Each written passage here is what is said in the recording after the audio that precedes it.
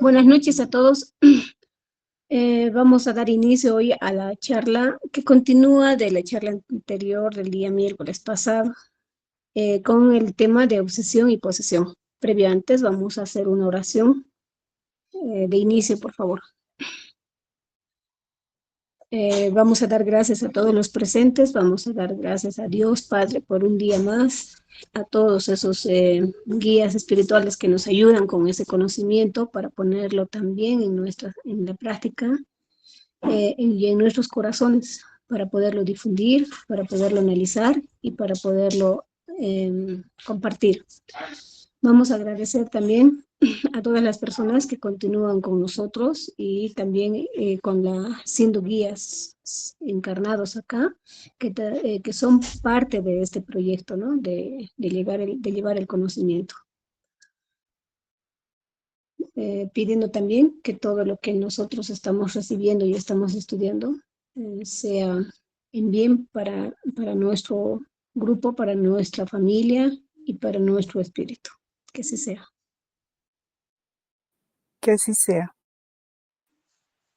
Que así sea. Un poquito para recapitular la clase anterior. Estamos en el libro de obras póstumas de la codificación cartesiana. En la primera parte del capítulo, en el capítulo de obsesión y posesión, y hoy con la segunda parte.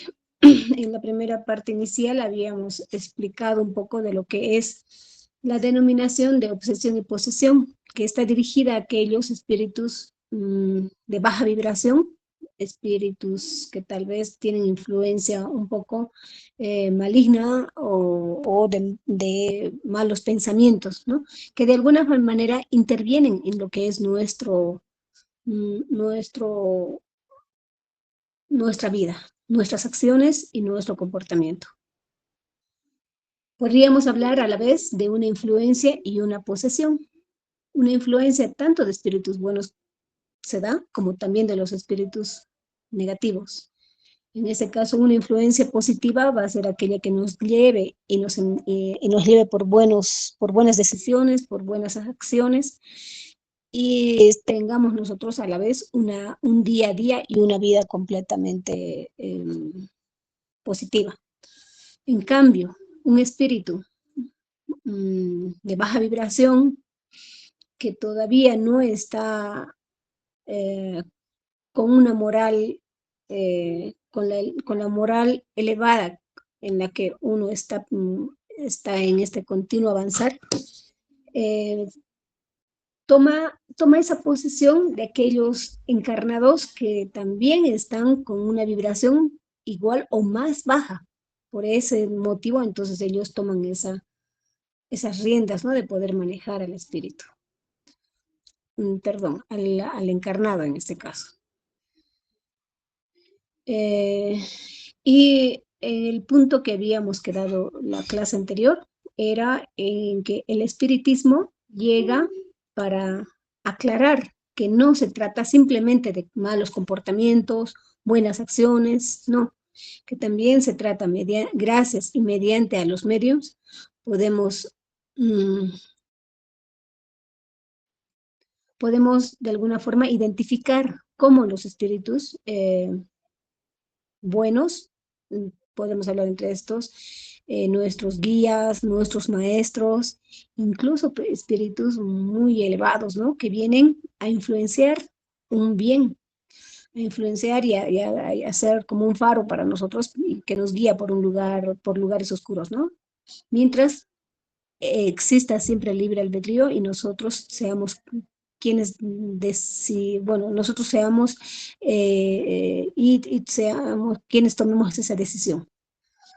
En cambio, cuando nosotros estamos en una baja vibración, el espiritismo prácticamente desenmascara, vamos a decir, cuál es esa afección que está teniendo contra las personas que están con malas influencias, con una vida muy pesada, con una baja vibración, ¿no? Entonces son espíritus desencarnados en la mayor parte de las veces que están aferrados a aquellas personas que están en baja vibración. Entonces son espíritus desencarnados que todavía no han llegado a asimilar primero entre el bien y el mal, ¿no? No tienen bien dirigido lo que es la parte moral.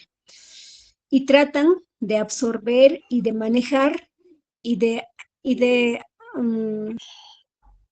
vincularse a una persona encarnada, a una persona viva, para absorber mediante esa persona, mediante esos fluidos que puede recibir, cuando esa persona está, puede cometer acciones negativas como adicciones, como malos pensamientos, emociones muy bajas. Entonces estos espíritus desencarnados se llegan a pegar a la persona como una especie de parásitos, ¿no? Gracias a la mediunidad y al espiritismo que se ha estudiado en su momento, se ha podido identificar lo que es eh,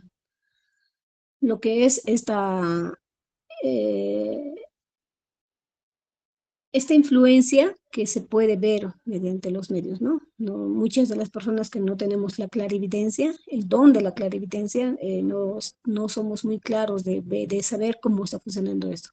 Pero una vez evidenciado por ellos, entonces ya estamos más encaminados. ¿Cómo continúa?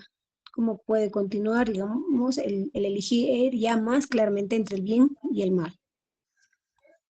Bien, entonces, esto era un poquito para aclarar lo que es el tema de la primera parte de obsesión, de posesión y obsesión. Ahora vamos a dar continuidad a lo que es la primera, bueno, lo que es la primera explicación de esta segunda parte.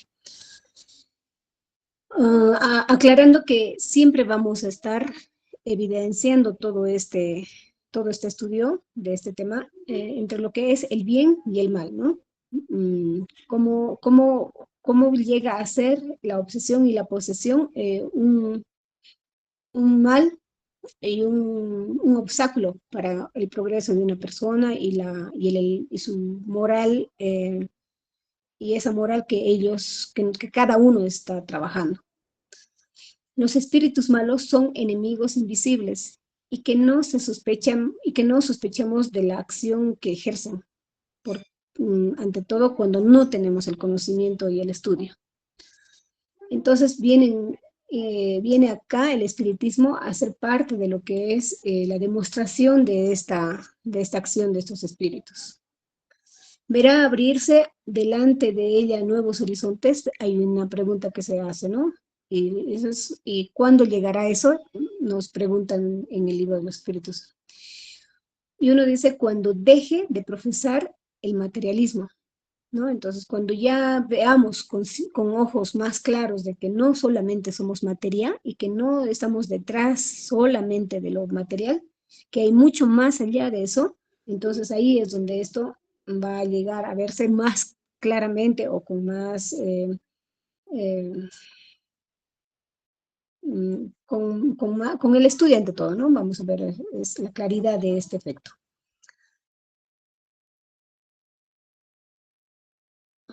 Continuamos.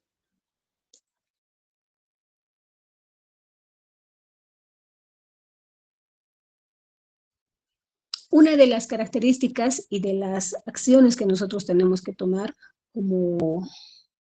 como prioridad para ir entendiendo esto es tener vigilancia en nuestros pensamientos, vigilancia en nuestras acciones y vigilancia en lo que en nuestro proceder, ¿no? Analizar nuestras acciones y eso nos va a ayudar a cambiar de sintonía, ¿no? Entonces es un trabajo constante, es un trabajo de día a día. Continuamos. Continuando con el ítem 58, dice, dado que existen espíritus malos que obsesionan y espíritus buenos que protegen, podríamos ir aclarando que los espíritus que muchos llegan a preguntar si los primeros son más poderosos que los segundos, ¿no? Pero no siempre se trata de que uno sea más poderoso o los otros, ¿no? Aquí va a tratar de otro tipo de análisis o de comportamiento. Y no se trata de que el espíritu bueno sea más débil. Ocurre que el medium no tiene fuerza suficiente para librarse de esta influencia de este espíritu malo, sino que es su moral del medium que está por debajo, que no está a nivel para poder enfrentar un espíritu negativo.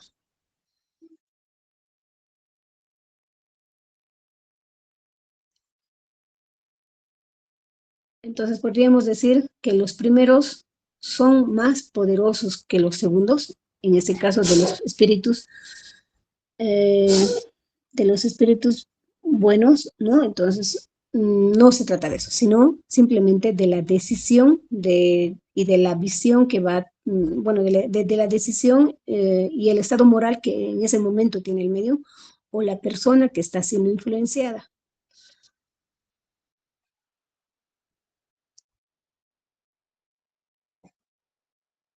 ¿Por qué de alguna forma no se le deja intervenir solamente a los espíritus malos contra los espíritus, o bueno, a los espíritus buenos contra los espíritus malos?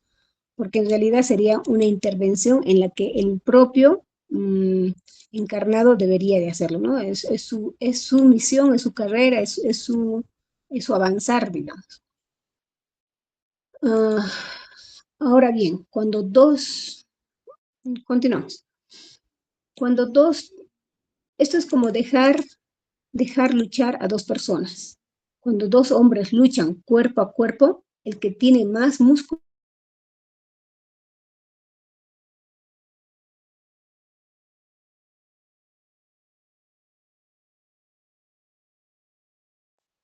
con un espíritu se debe luchar, no cuerpo a cuerpo, sino espíritu a espíritu. Y también el que vence es el más fuerte. El espíritu influenciador con el espíritu del encarnado. Ahí es donde se puede medir esa fuerza. Y es una intervención en la que se hace cuando los espíritus, cuando el encarnado tiene que vencerlo, ¿no? En algunos casos sí, sí se ha demostrado que que los espíritus superiores pueden intervenir, ¿no? Pero por lo general es trabajo del encarnado. Continuamos.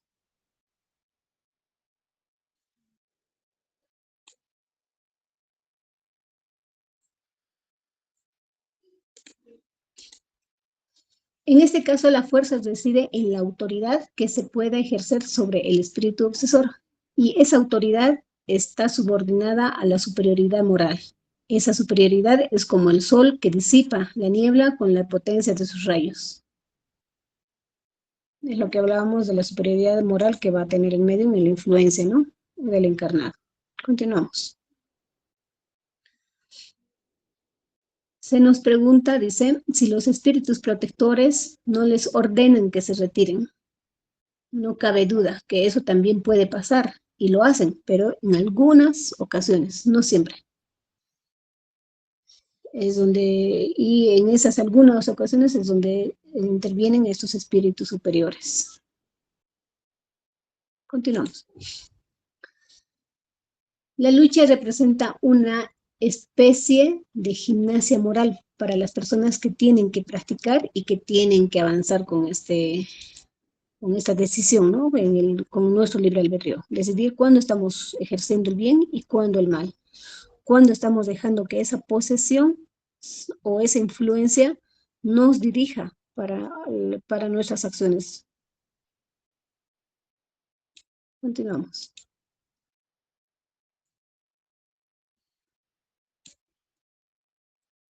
Ya continuando con el ítem 59, podríamos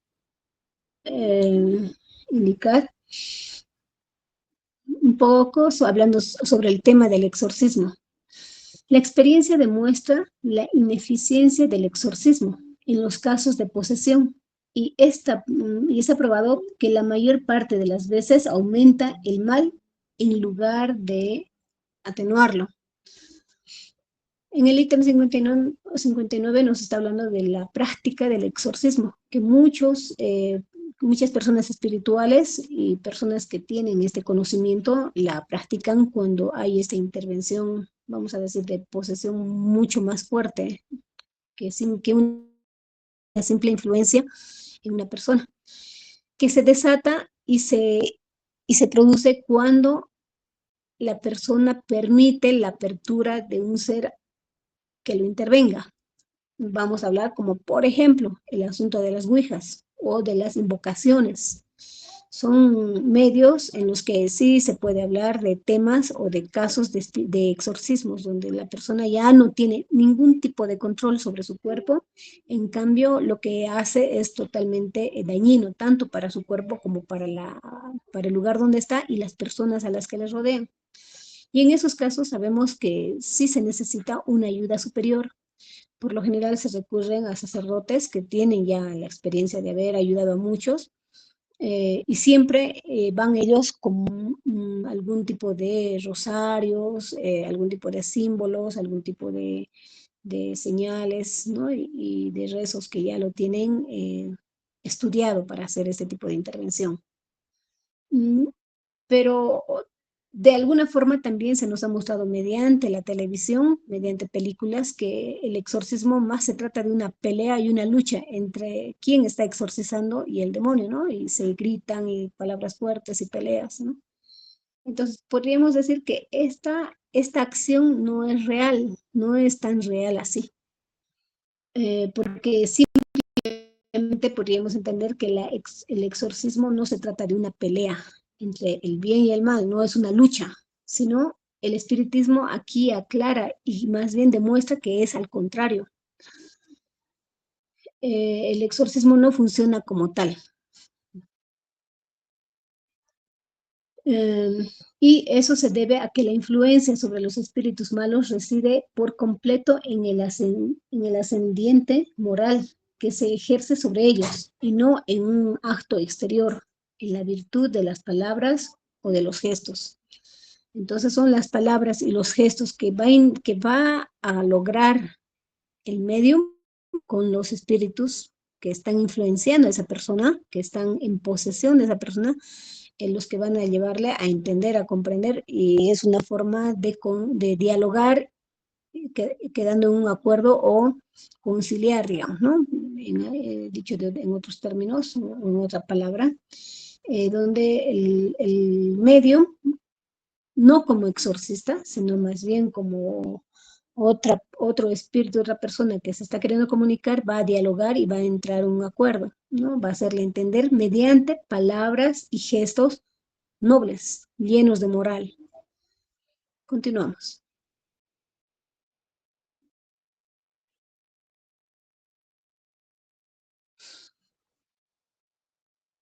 Entonces, el exorcismo consiste en ceremonias y fórmulas de las cuales los espíritus malos se burlan, simplemente al momento de verlas, ¿no? Cuando ya las están pronunciando, las están llevando a la práctica. Si ven que se pretende dominarlos por métodos inconsistentes o intimidarlos con un vano aparato, se engañan, dice, en mostrarse más fuertes y redoblan sus esfuerzos.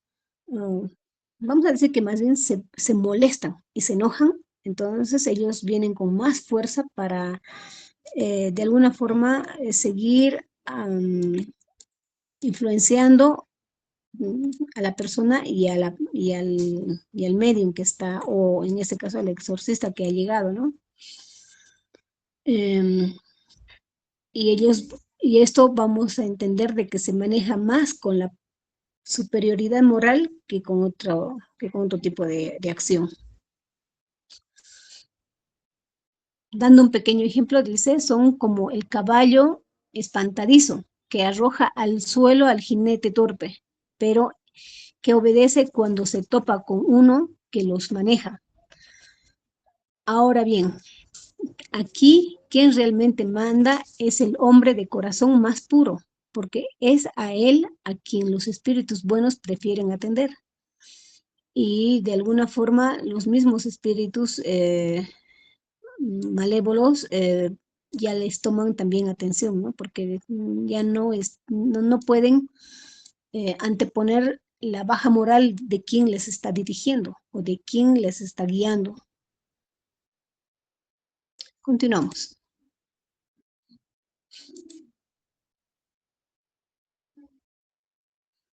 Lo que un espíritu, continuando con el ítem 60, aquí vamos a tomar el caso de Jesús como maestro que viene a manejar la misma función y el mismo papel de desalojar a los demonios o a esos espíritus negativos, pero con simple autoridad moral.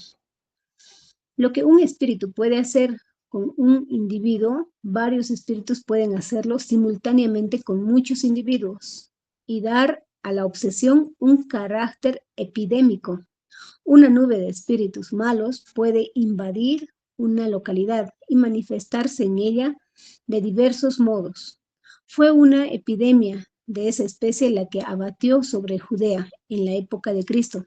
Ahora bien, por su inmensa superioridad moral, Cristo tenía tal autoridad sobre los demonios o espíritus malos, que bastaba con la que les ordenase que se retiraran para que ellos lo hicieran, sin emplear para eso ni signos ni fórmulas.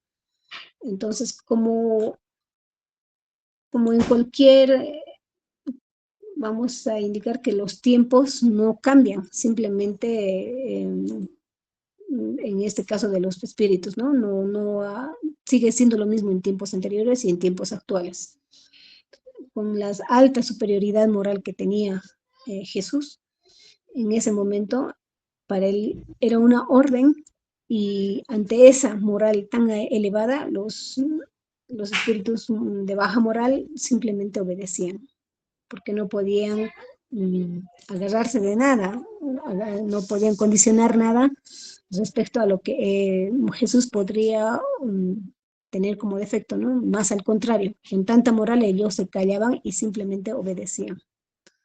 Entonces eso es lo que se espera de aquellas personas que van a hacer este trabajo, ¿no? Los medios, que estén bien fortalecidos y su única fortaleza va a ser la fe, la paz, la fe que ellos tienen, su paz y ante todo su alta moral. Continuamos.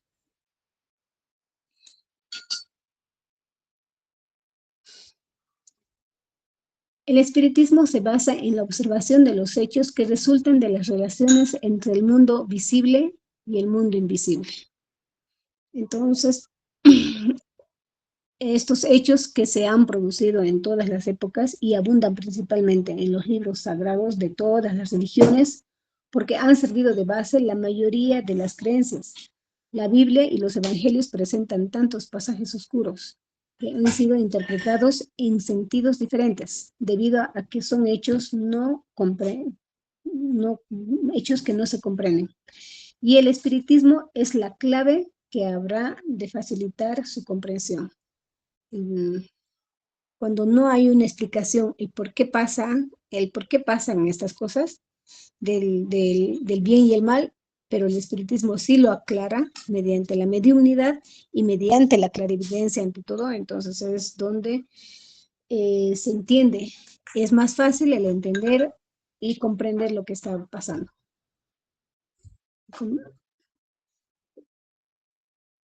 Y Allan Kardec, mediante su codificación y los libros los 5 libros principales que se ha escrito, también gracias a los medios, en aquel momento llega con nosotros a entender la clarividencia que ellos han descrito, ¿no? Y nos explican como el bien y el mal siempre están en pelea, pero nosotros somos quienes vamos a decidir mediante este estudio y dirigir nuestras acciones y nuestro comportamiento.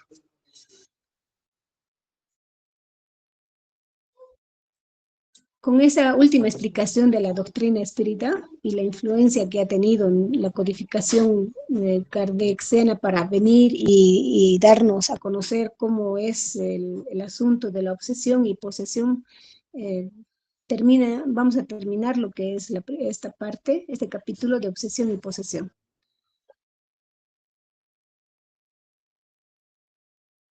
Si alguien quisiera, tal vez, alguien tuviera alguna pregunta o también algún aporte.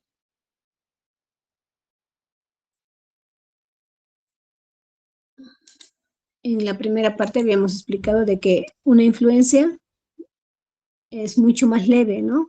Y una posesión es mucho más fuerte, un obsesor más fuerte también del lado malo, ¿no? Que es de la única forma que va a ser, confrontado con una persona de alta moral.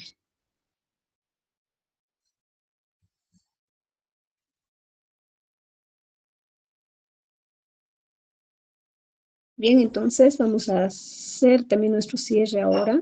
Vamos a dar la oración de cierre. Vamos a agradecer. Vamos a agradecer un día más eh, para todos nosotros.